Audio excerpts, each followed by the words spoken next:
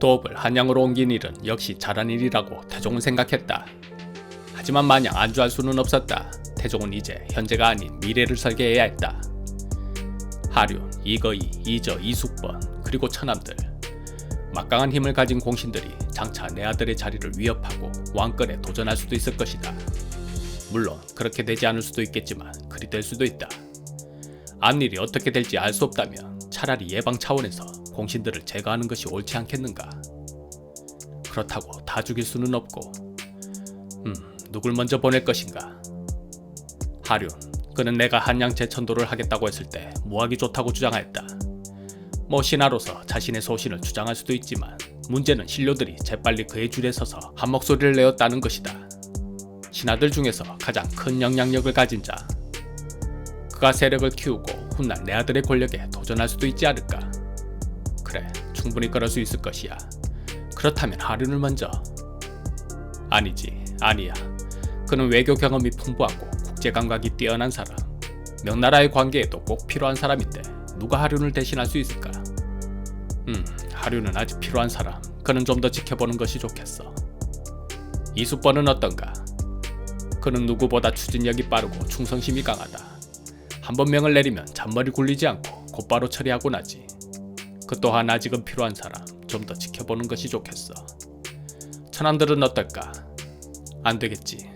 중전이 두 눈 시퍼렇게 뜨고 나를 지켜보고 있는데 처남들을 건드렸다가는 그 기센 여자가 무슨 짓을 할지 몰라. 하지만 이 두 사람은 언젠가는 손을 보긴 좀 봐야 하는데. 처남들도 일단은 보류. 그렇다면 이거인은 어떤가? 그는 왕실과 겹사돈을 맺은 사람이었다. 큰아들 이전은 태조의 맏딸 경신공주와 둘째 이백과는 태종의 맏딸 정순공주와 혼인하였다. 이거이와 이전은 1, 2차 왕자의 난 때 혁혁한 공을 세운 데다 한 집안에 2명이나 왕실 사람이 되었으니 그 가문의 위세가 대단하였다. 왕자의 난이 성공했을 때 이거이는 방번의 첩을 취했고 이전은 방석의 첩을 얻었었다. 그런데 이저가 취한 첩은 이거이와 관계를 맺은 적이 있었다. 아버지와 관계한 여자를 아들도 으쌰으쌰 했으니 이 부분 도의적 책임을 물어 걸고 넘어질 수 있었다. 게다가 사병혁파에도 반발했고 대관들로부터 탄핵을 받은 적도 있었다. 부임지로 가는 중에는 그 행차가 워낙 화려하여 사람들의 이목을 끌었던 그였다. 태종은 마침내 결심하였다. 좋다. 권세가 지나치게 커졌고 도의적으로도 비난받아 마땅한 자. 1차 목표는 이거이 이저 부자다. 한편 태종의 사병혁파에 불만을 품고 무기를 압수하러 온 군관을 폭행하여 황주로 유배된 조용무는 태종의 용서를 받아 조정에 복귀하고 자숙하는 생활을 하였다. 그는 귀향을 다녀온 뒤에는 아주 딴 사람이 되었다.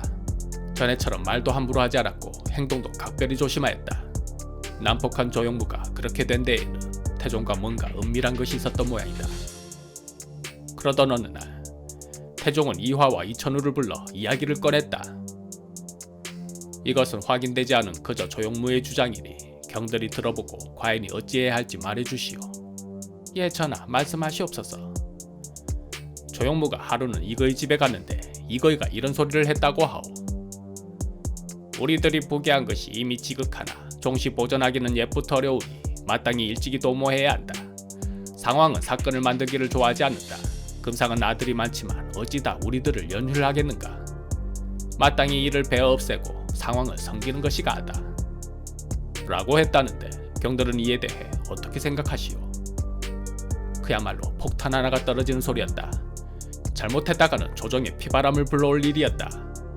태종은 그 엄청난 말을 마치 남 이야기하듯 가볍게 하였다. 신하는 그런 태종이 더 무서웠다. 대답에 따라 자신들의 운명도 갈려질 것이 분명하였다. 눈치껏 움직여야 했다. 전하, 이거이가 그런 말을 했다면 욕심을 가진 것이 틀림없습니다. 이거이를 추파하여 영모죄로 다스리시옵소서. 헤이, 이거이는 공신인데 어찌 그렇게까지 하겠소. 게다가 조용모의 일방적인 주장일 뿐이고 한번 해본 소리가 와전될 수도 있지 않겠소. 그렇다면 조용무와 이거이를 대지시켜 진실을 밝히시옵소서.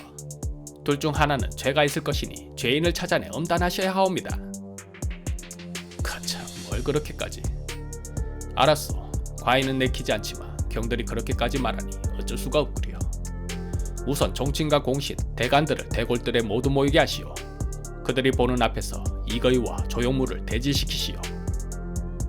그렇게 이거이와 조용무가 마주섰다. 이거이는 너무나 억울해 눈물을 흘렸다.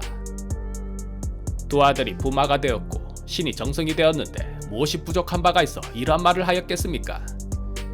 다음에 조용무에게 물으니 조용무가 대답하기를, 신사년에 신이 이거이 집에 갔더니 이거이가 말하기를, 우리들의 부귀함이 이와 같으니 마땅히 보존할 계책을 마련해야 한다. 주상의 여러 아들로 말하면 어린 아이들인데 임금이 되면 반드시 우리들을 싫어하여 제거할 것이니 상황을 섬기는 것만 갖지 못하다. 어린 아이들이 있게 되면 반드시 우리에게 불편할 것이다.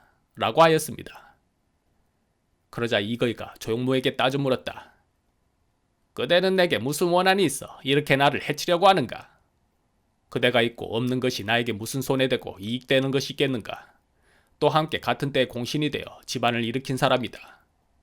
다만 군신의 분수가 붕후의 사김보다 무겁기 때문에 그대의 말을 주상에게 고한 것이다.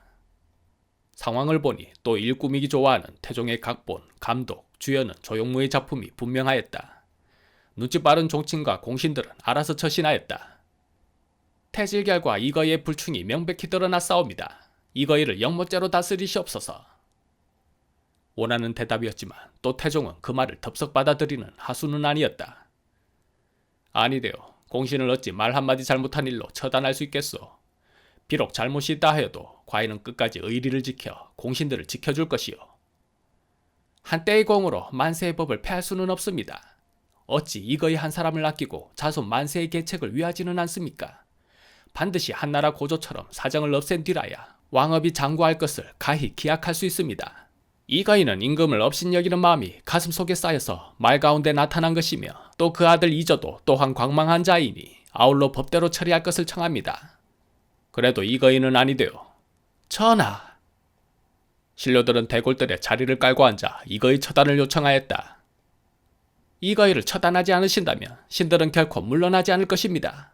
이거이를 영모죄로 다스리시옵소서. 그쯤 되자 태종이 한 발 물러섰다. 그대들의 뜻이 한결같으니 이거이를 고향으로 돌아가게 하여 죄를 뉘우치도록 하겠소.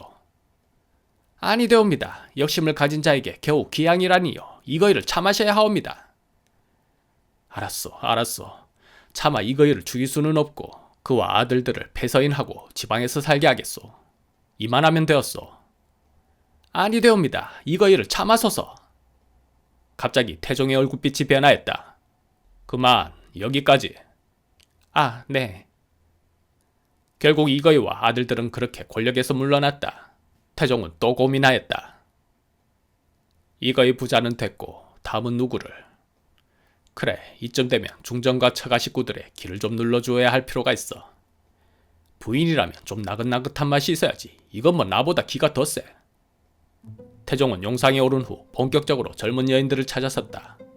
하지만 원경왕후가 누구였던가? 1차 왕자의 난 때는 빼돌려둔 무기를 내어주었고 남동생 민무구, 민무질 형제를 이방원의 당녀가 되게 하여 힘을 실어준 그녀였다. 2차 왕자의 난 때에는 직접 창을 꺼내들고 싸우다 죽겠다며 나섰던 여인이었다. 그랬던 그녀가 이방원의 여자 문제를 그냥 두고 볼 리 없었다.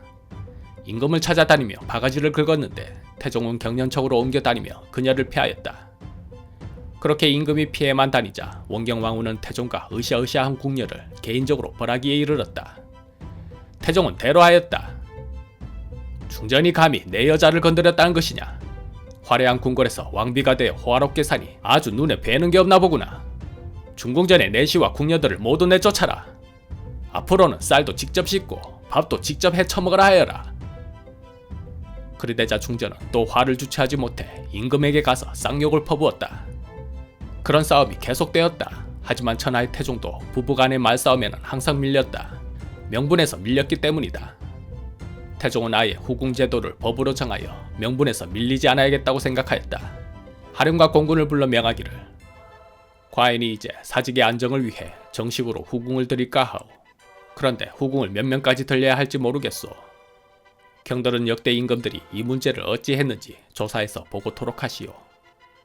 얼마 후 보고서가 올라왔다. 제후는 한번 장가드는데 구녀를 얻을 수 있고 높은 벼슬의 관리는 1처 2첩이며 선비는 1처 1첩을 둘 수 있다 하옵니다. 전하께서는 궁궐의 법을 갖추시고 모든 혼사를 법에 따라 행하시옵소서.